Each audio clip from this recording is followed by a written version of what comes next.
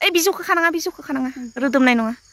नङा इदि इमान बोरायखौबो खानाङा इदिखौनो खा खिन्थु बिजौखौ थबस्र' खास'नाङा निउ रेसिपि हरदि नै मोनसेखौ खाजायोबा नैखौ थबस्र'ल' बस'नाङा ओमफ्राय नैबे खानोसै सजना बिलाइनि खारै मैगं बरिया इखौ खालायनाङा दे ओइ थबस्र' जबा ओइ मोनसेखौ खा नङा नैखौसो होनदां मोनसे खाजालाना नांला दे बायगोन बोरैबा ओइ नैखौ खादो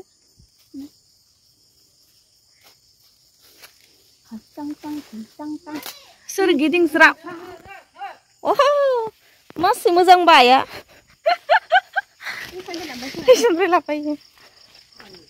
ओइ आबो सुजि लानो लाबोदो खोमाय गायावनो दंना इसोना थानायावनो आइया मालाय लाबोबाय खाथिनि न'खरनि सजना बर' गोरलै नांला जाबाय खालटां टां खुलटां टां सोरगिदिं स्राव दा इखौ सायसिगोन सायनानै सुसिगोन बेनिफ्राय संगोन नाथुर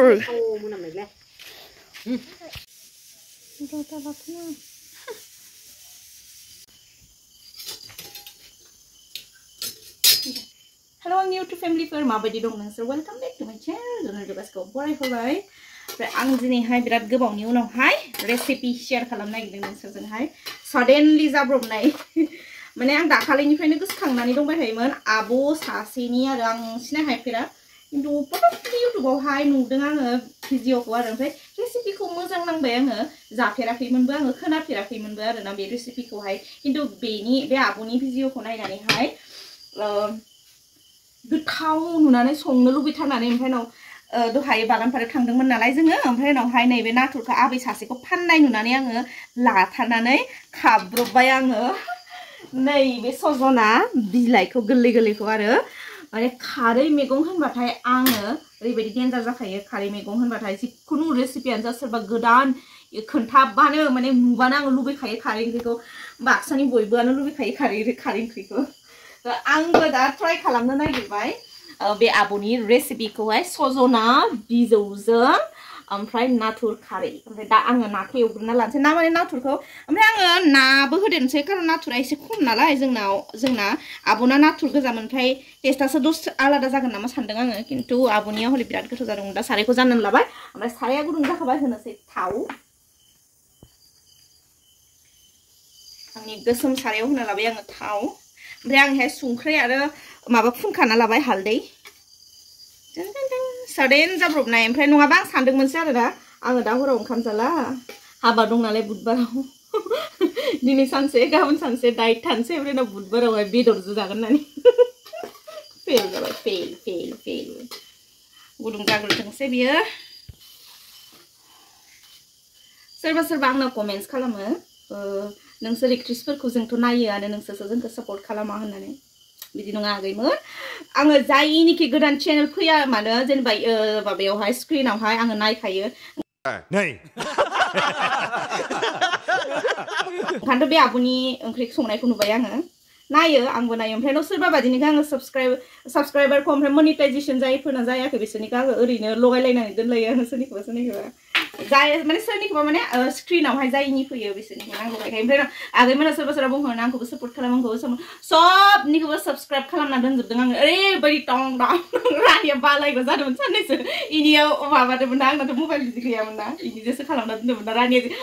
ससेनिखौ साबस्क्राइब खालामना दोनदों टं नटिफिकेसन फैबाय थायो होननानै दा एवना लाग्रोनोसै आङो दाल' नङा आंनि इउटुब चेनेल खुलिनायनि थाखाय आङो जेनेबा माबादों बिदि नङा आङो जायनिखौ मोजां नुयो बेनिखौनो साबस्क्राइब खालामनानै दोनखायोमोन ओमफ्राय नायोबोमोन दे आङो बिराद इउटुब भिडिअ नायो आङो ओमफ्राय रेसिपि नायो एकदमबारे ओरैबायदि पागला हरसे नायो ब्लग नायबाय थायोमोन रानिया जि रागा जोङोमोन मा नायनो सुखुयो नोङो ब्लग बिदि होननानै गुरुनि प्रेगनेंट टाइमावबो थिग नायोमोन आङो ब्लग सोरनि पाकिस्ताननि मानि पाकिस्ताननि जा हिन्जावनि मानि सासे माबा सोरबा दंमोन र' इयो बिनाबो जेनेबा हौवा माने हौवाया माबा आरो थाया बेजों जि खस्थ' फिसाफोरखौ लानानै ओमफ्राय उनावहाय माबानाय बिनि ब्लगखौ नायबाय थायोमोन आं जि मोजां मोनसैमोन आङो ओमफ्राय आं गामांगा सोरनि ब्लग नायबाय थायो होननानै बुङोमोन रानिया मिनिथावसो आबो जनालियाबो नाथुरा थाबनो जायो खिन्थु बे नाया आं एक्सट्रा बानायना लानांगौमोन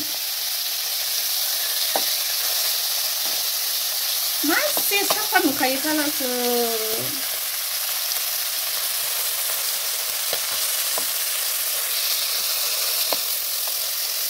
ओमफ्राय दा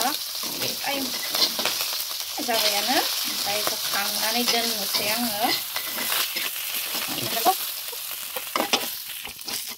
नाखौ एवफ्रामबाय आङो एवफ्रामनानै दोननोसै ओमफ्राय दा बेहाय होनोसै कंट्रोल कंट्रोल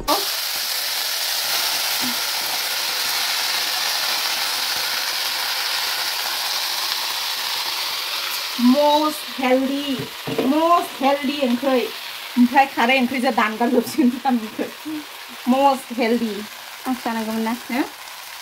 औ रानिनि दुश्मननि ओंख्रि दिनै नाथुरनि दुश्मन ओमफ्राय खारैखौ मोजाङै आयै जानाय थावसो नायलाय खारै होननानै होबाय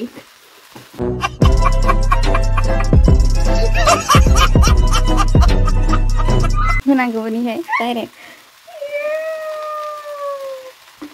बैखौनो सोफिनबाय हाय दै गोनांखौनो दै गोनां नङा ना गोरानसो ऐसा ही होता है जब एक मा होनो इखो सिनसियार गैयि खारैखौ मोजाङैनो होथारनांगौ आरो होनोसै आङो मोजाङैनो ओइ अननानै होआखै मोजां थारमाने नारजि बायदिसो ओरैबायदि खारै नांगौ जाहैबाय सुग्लिजोबथारनांगौ नालाय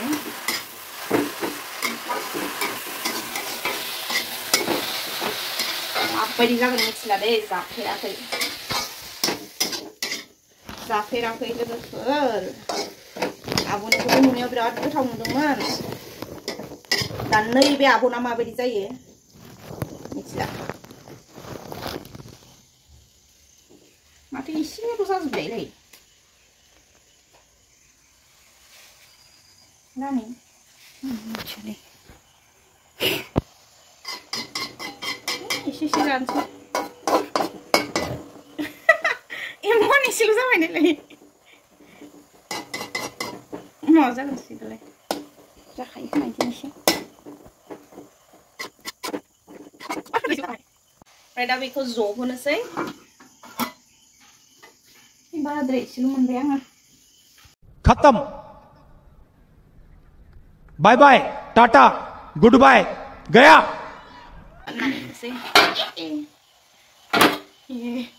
इमान एसेल' ओंख्रि जाबाय ओमफ्राय दा खारैयासो अयथासार गोबाव जानाय बायदि मोनबाय आङो आयै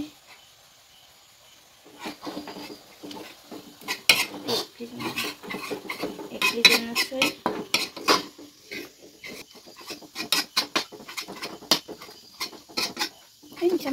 ओमफ्राय दा दै होनानै होनसै आङो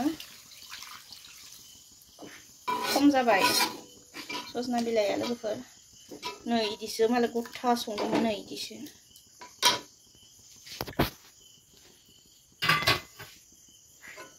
लोगोफोर नै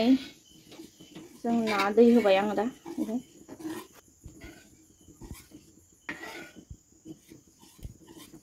ओमफ्राय नाथुरखौबो होखानोसैलै आङो बाथारबाय आङो नायबाय थानो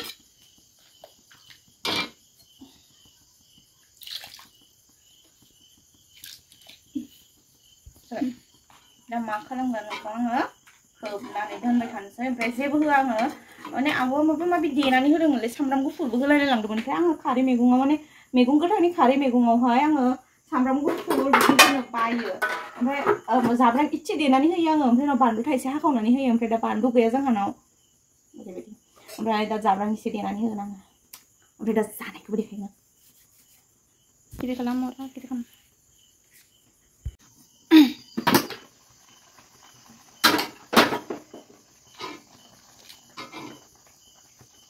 ओमफ्राय आं दा जाब्रां एसे देनानै होनोसै होमबानो जासिगोन आंना ओंख्रिया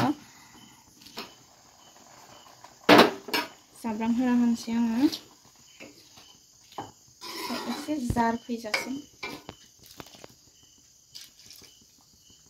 ओरैबायदि मोजां जाबाय नायलाय लोगोफोर खारै ओंख्रिनि कालारखौ मासे मोजां मोनखायो आङो ओमफ्राय एसे एग्लिनो नांबावगौमोन आरो एग्लिबाय थायासैलां आखाइ सानानै मालाय बे आब'निया जि मा होनोमोनलै ओइ माबा दोलोआ मा होनोमोनलाय नारजि दोलोआ इदिसो जादोंमोन दे गोदौथोर' ओमफ्राय संख्रिखौ साखिनानै दसे खोबना दोनबानो मोनसिगोन बे ओमफ्राय साखिनायनोसै आङो साखिनानै दसे खोबबानो मोनसिगोन आङो बेनि उनावहाय ना बाथोन देनानै जानोसै आरामसे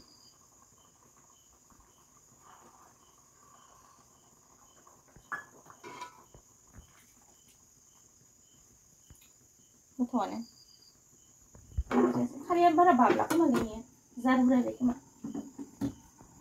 दा जासिगोन बियो आं दा बाथोन देनोसै सिम्पोल जानायखौ एसे देखायनोसै आङो सिम्पोल जेबो गैया खिन्थु आंनि थाखाय आं माने मोनजाफेराखै नालाय बेखायनो नोंसोरजोंबो शेयार खालामबाय सोरबा सोरबा आं बायदि थानो हागौ साननानै सजना बिलाइनि खारै मोनजायो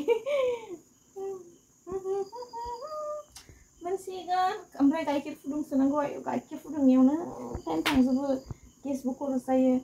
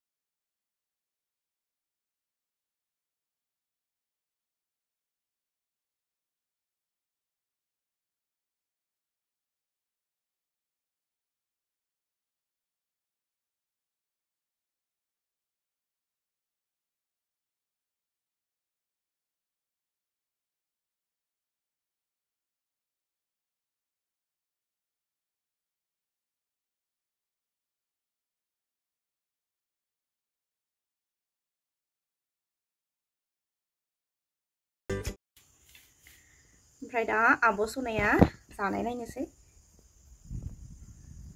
एसे बेखौ जालायला खोमालै आङो बेखौ जाला आङो बेखौ नुनानै आङो लाबोथारबाय बानलु बोरदोन ना बानलु फेरेंगि होनो जोंनिथिंजाय फेरेंगि होनो डेन्जार मिनिखायो क'क्राझारनिफ्रा खनसे सुटिंआवहाय मा बानलु होनो बानलु फेरेंगिनो मा फेरेंगि बिलाय मा होननो जोंनिथिंजाय बानलु फेरेंगि होनो माथो बानलु बोरदोन नाथुर जोंनाव गुरबा मोनो दानिया गोथाव जादोंथ' गोथाव जामारो सजनाखौ ओरैनो बिदि सजना गोजा जायाखै खिन्थु सजनाखौहाय खारै जाखायो खिन्थु माबा माबि मिक्सार खालामनानै खुदुना जोगोनार बिजौ ओमफ्राय भमरा थमरा होनानै मेसेङाव नङा दैलाङाव जायोना बिदि खारन दैलाङावथ' लाफा मोना नालाय सजना बिजौआ माबा जायोना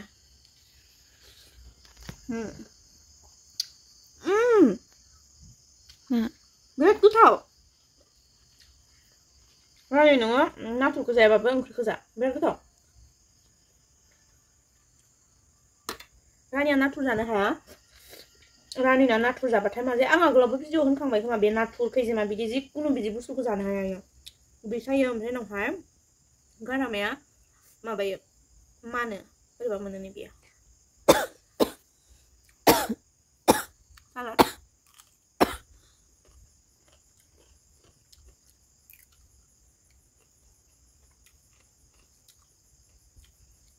ओरैबायदि मोदोमनाय मोनो आङो बानलु बोरदोननि मोदोमनायखौ नैबे थास' आथिंमोन जि गोथाव जादोंमोन दहाय संदोंमोन आङो खनसे जानो होनसै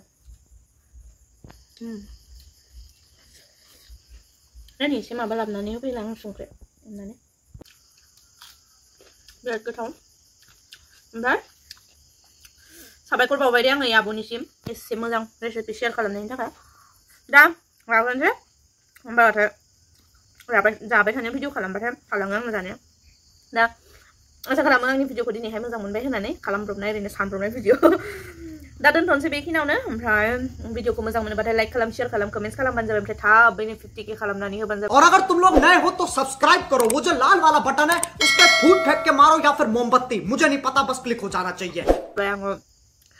लाइभ फैथारनो लुबैबाय आङो 50K जाबाथाय लाइभ फैगोन थ' जल्दि भिडिअखौ शेयर खालाम ओमफ्राय जाय साबस्क्राइब खालामाखै साबस्क्राइब खालामनानै हो दा दोनथ'नोसै लोगो मोनलायगोन आंनि नेक्स्ट भिडिअ होमब्लासिम मोजाङै था गोजोनै था अनज्लायनानै था ओमफ्राय आब' सनाखौ बनबाय था बाय बाय आं ओंखाम जाग्रोनोसै गुड नाइट